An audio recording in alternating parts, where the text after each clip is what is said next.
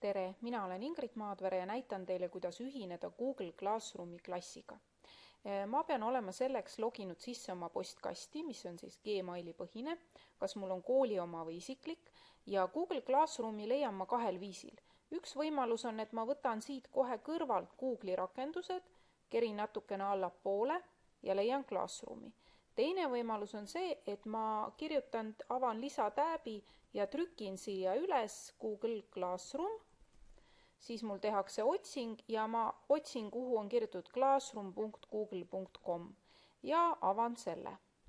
Nüüd ma jõuan siis Google Classroomi, kus on näha kõik minu klassid, millega ma juba ühinenud olen. Mina olen praegu 2 klassiga ühinenud, teil võib-olla pole ühtegi. Ja nüüd selleks, et siis õpetaja loodud klassiga ühineda, pean ma siit paremalt poolt otsima üles plussikese.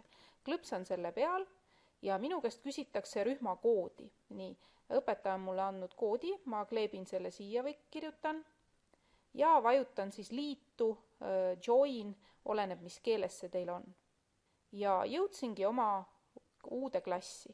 Ja kui ma tahan minna uuesti oma Google Classroomi esilehele, siis klõpsan siin, võtan siit ülevalt need rühmad ja ma olen jälle siis kõigi oma klasside juures.